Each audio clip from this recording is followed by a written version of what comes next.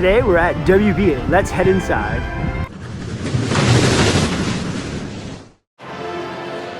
This is my first time really going to big indoor theme parks on this trip. And one of my worries was the grandness of like a good theme park entrance would be lost, but definitely not the case here at WB. They did a really good job with still making it like big and like fancy when you walk in. It really kind of sets the tone for the experience. And it also uses the great kind of hidden reveal that Disney and a lot of other parks do, where you don't just walk in and see everything. You have to kind of, they tease you with some great theming, and then you have to kind of walk in to get the full reveal. And here is that big reveal, kind of their main square here. And spoiler alert, my second day here, so you wait to the end of the video. I got some great clips of a projection show they do in here. The sky does change colors, and there's a big projection show, so look around for that. But it's a really great kind of center area that breaks off into all the different sections of the park. WB is housed in this giant warehouse. Really cool, unlike DreamWorks where it's just a blue building. I mean, granted, you can't really see much of it, but you can see it from the entrance to the road entrance into Motion Gate. They did a really good job of like adding characters to the side here. And for reference, it is right across the street from Ferrari, about a 10-minute walk. One disappointment is there's no like direct shuttle, or I think they're adding a monorail, and that will be really helpful.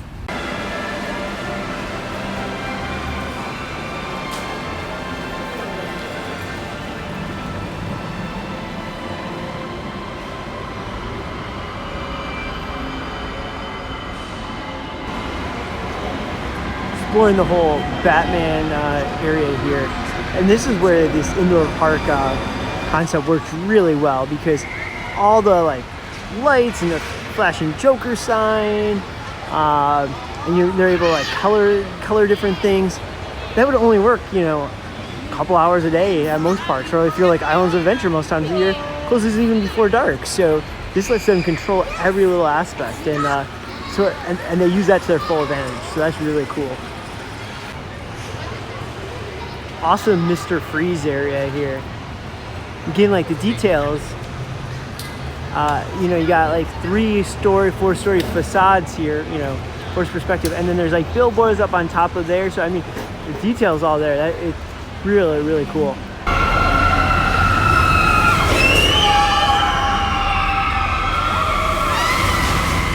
You got the disco coaster over water there. RCB does not count as a credit. But Riddler's Revolution, I mean, look, this is a highly themed disco here. Sticks out here at the end. We'll go inside. Awesome facade. It's one of the good sized discos too, with the big hump in the middle. Here. All right, you got the Joker Funhouse here, and I don't do haunted house stuff, so I'm bringing in Brian. Lay down the deets. What's it about? So basically, you're a recruit to help the Joker out in the city. You walk into the first room, and there's kind of like a little. Do you want spoilers? Yeah, spoil it. All right. There's a little. This is drop Abu floor Dhabi. effect. Not everyone's going to get here. That's true. There's a little drop floor effect. You then walk into the next room, and it's your standard mirror maze. Then the next room, it's kind of like your standard like funhouse walkthrough kind of things. Each room is themed to a different one of the Joker's minions, like Scarecrow and Riddler and Mr. Freeze. So, like, there's definitely things that you would not be able to get away with in like the U.S.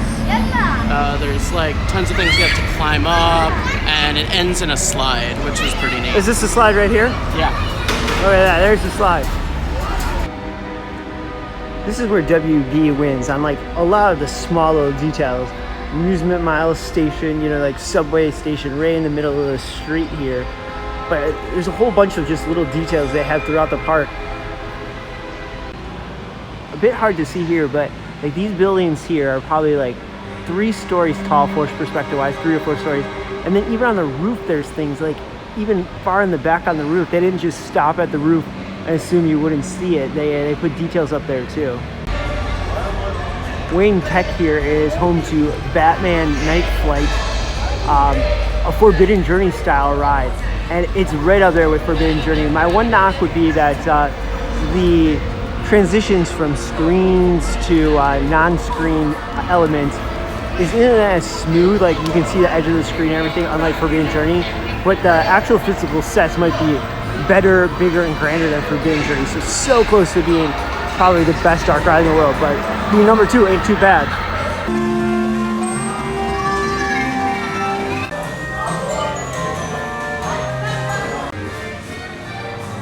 I feel like half my United Arab Emirates videos from the park are like, whoa, check out this queue. But really, like, check out this this queue here. That's one way to do a safety sign versus a standard lawyer, plane. Let's get on this. Look at this thing. Flintstones water flume ride. What a great ride. The drop's only about like the size of Pirates, nothing too big, but just a really good animatronic ride with all your favorite Flintstone characters. Tons of, it's all physical sets except one little screen. It's like kind of like Small World, where no matter where you look, either side, there's stuff going on. Just really awesome overall ride. It's cool that they incorporate, it's not just all dark rides in the park here. They have a water ride as well. Because I think that's one thing you can watch out with some of these indoor parks is they have, obviously a lot of them have a lot of dark rides because it's indoors. But it's good to see a park like this kind of shake it up a little bit and have different kinds of rides as well. Brian, where are we? We are in the Flintstone Cafe. We are. And what did we order? The Hugeosaurus. How big is it? Put your head down close to the table. Oh, that's right. It is what, 5 pounds? Solid 4 to 5 pounds. It is 24 ounces of meat. And then it comes with sides. We got sweet fries. We got, fried plantains or something? Corn fritters. Corn fritters. We got corn. We got drinks. And that set us back about $60. And we're going to tackle this by ourselves because Ranger's somewhere and saying he's not hungry. He's not coming to the rescue. So let's peel apart, take a look, and dive right in. After slice 1, let's check in. What do you think? It's not bad. It's not like it's not Five Guys or Burger 5, but it's your standard theme park burger. Yeah, that's not bad. And I'll also take a moment to show off, look how cool this quick service restaurant is. Really neat, really neat. All right, back to eating. All right, wrap up. I'm impressed. Ranger never showed up to help. Nope. So this is all us. This is all us. And we even dug into the sides as well. So I think there's only one thing left to do. After you eat Flintstone food, you gotta go ride the Flintstone water ride. All right, to wrap up, Brian, how was it? Yabba dabbo. Woo! We're feeling it. All right. Just walking around this park is just incredible. I love the colors on the sky. We'll have to see if those kind of change as the day goes, but overall, just lots of detail everywhere. And really love the being inside, not just because of air conditioning, but really allows them to put effects on everything and really color control everything. Check out this entranceway for a roller coaster. Crazy. All right, correction. That wasn't a coaster. That was a flying theater. And before you get on me in the comments for not knowing and getting it right, that's part of the fun about coming to parks and not knowing, I might make a few mistakes in videos every now and then, but it's more fun to show up and walk through around and be like, what's going to be at the end of the line? It was the Soarin' ride system, just with 1 row of seats. And you went around from I'm not super familiar with Green Lantern stuff, but you went from Green Lanterns to Blue Lanterns to the Bad Lanterns. Not bad ride.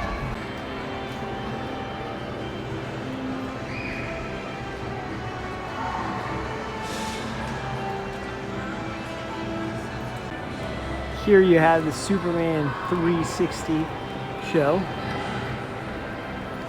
cool facade, cool lighting package in the sky. All right, wow, Justice League was phenomenal. Like, Brian, what resolution do you think those screens were in? Like super 4K? I mean, they were like 8K. Yeah, I mean, guys, like the screens were probably like 30 feet by 30 feet. You know, same size as like a Spider-Man or something. But I've never seen such clear screens on a ride before. Like, yeah, he's not joking. It's like 8K or something. I don't know. But wow, this is a contender. Ignore what I just said about Batman. This is a contender with Forbidden Journey, and Spider-Man is one of the best in the world. I think Spider-Man gets slight edge because I think like the effects on Spider-Man, like him jumping onto the ladder and the ladder moving, like the digital projection, like stuff like that is just awesome and still holds up to this day. This one, that just little details like that give us slight edge, but wow, this is right up there. Can you believe it? As much as everyone in the loop talks about road courses, it's like Drew's like second favorite thing behind Magnum. This is Ranger's first time on a ropes course. Included with Park Admission. Really cool. Brings back memories of Dollywood, included with Park Admission ropes course. And there is a cloud coaster up there. Now the debate is, RCB does not list the cloud coaster ride, but Coaster Counter does. Is the cloud coaster a coaster credit? Let me know in the comments. So there goes Ranger, up and away. Still can't believe he's never done a ropes course before. You can see this cloud coaster goes all around the building.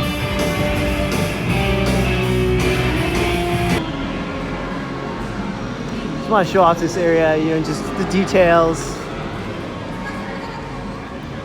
I know I'm showing a lot of like close-ups of rides and stuff, so just want to kind of pull back and show the grander scale of the park. Most facades are at least like, you know, 2 stories, 3 stories, you know, forced perspective wise. And just gotta love the ceiling here with the clouds. That's one thing they did really well at this park versus DreamWorks is DreamWorks you looked up and it was just a standard ceiling. You can even see like work lights, you know, obviously turned off up there. And here they really kind of, you know, captured, you know, the ceiling space and did some cool stuff with it. Look at this awesome carousel here. Hand carved, these are all hand carved in Ohio.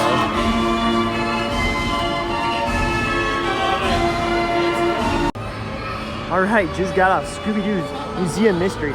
Awesome queue. I love the eyes, that's great. Such a simple effect. Yeah. Really cool like window effect here. Scooby, where are you? Got the mystery machine over here. But think about like Scooby-Doo's version of like the Haunted Mansion kind of. They're trying to chase ghosts. It's a trackless dark ride. And what's really cool about it is 3 cars go at once. And in each of the areas, each of the big show scenes, there's probably like 4 or 5 show scenes, the cars split off and they all see they all go to like different sides of the room and they see 3 different things, you know, like each of the different Scooby-Doo characters. Brian, you made a proclamation after this ride. What was it? I think this may have just beaten out Spider-Man as my favorite dark ride. It's really good. And then at one point, spoiler alert, you go into this like big room where all the cars are together, and all of a sudden another ride vehicle appears, and it has Scooby-Doo, Shaggy, and a ghost, and it's chasing you. So another ride vehicle is like chasing you. It's really well done. They learned from Hotel Transylvania and like.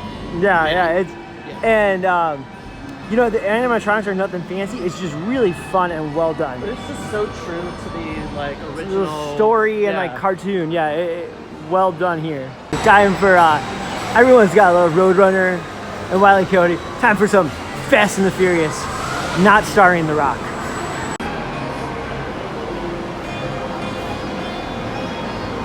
The use of selfie sticks, cameras, and phones is prohibited. This is such a great ride. I mean, you see all the little details, like you see Wile E. Coyote up there. I mean, it's fast. The whole drop is in the dark, which was really neat. I think it's even more intense than Fast and Furious ride at Universal. And it has onboard audio. Yeah. I didn't want to refilm that whole part, just to add that up towards the top of the drop, there's like a show scene where dynamite explodes on Wile E. Coyote, and then you drop and you're trying to catch Roadrunner. Awesome. Another ride, another case of great queue line. Look at this. Look at the theming in here. I don't think you could have that in U.S. parks. You couldn't just have stuff laying there. Within 5 minutes, someone would be picking it up. Look at the details. All right, I'll stop showing the queue. This is really cool. I know you're like, I didn't come here to watch queue lines, but trust me, it really does make a difference, especially in an indoor park like this.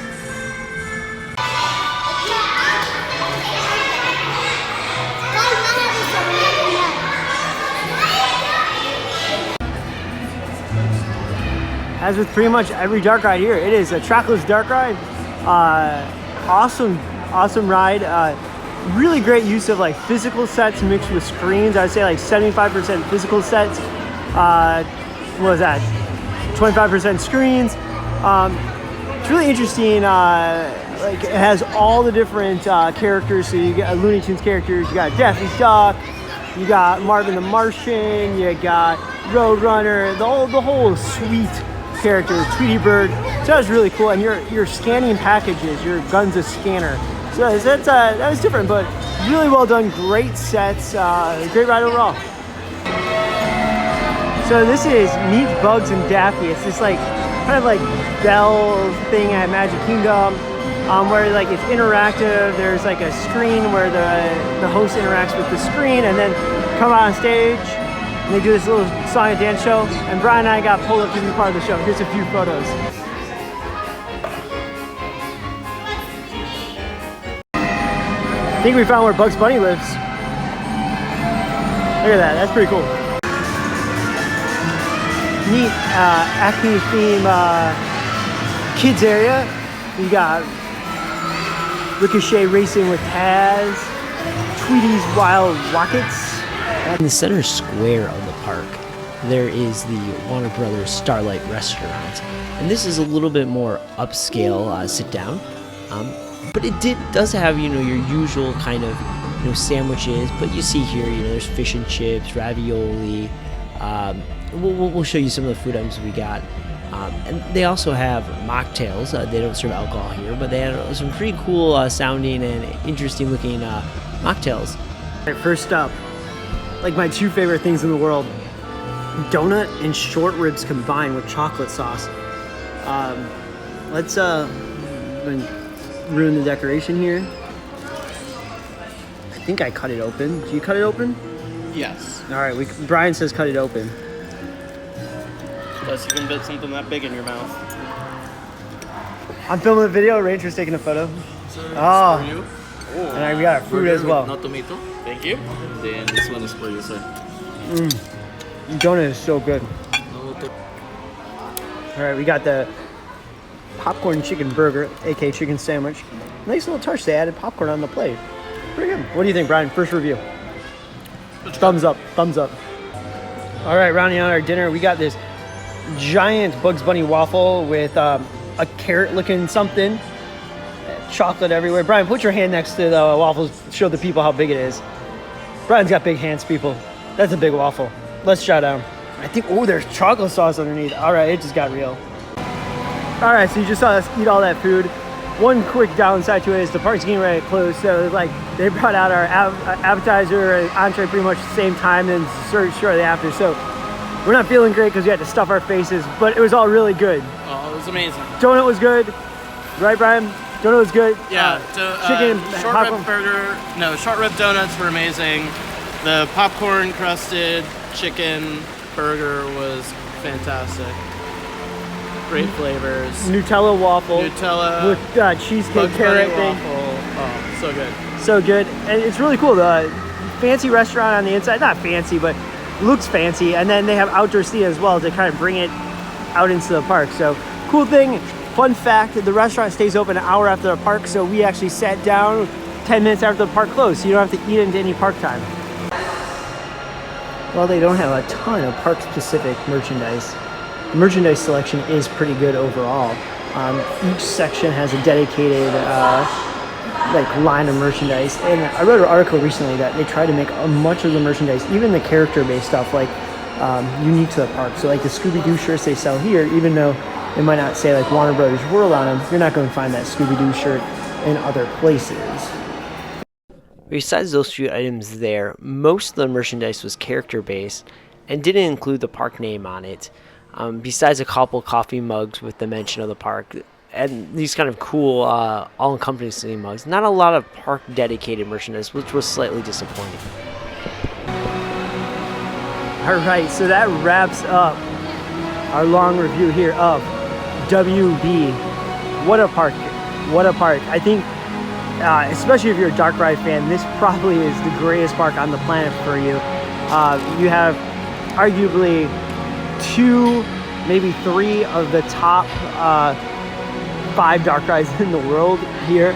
And, you know, I would say, not to, you know, you always wonder how great a park is when you travel international. You know, it's, you kind of had this, like, oh, am I rating it really good because I traveled really far?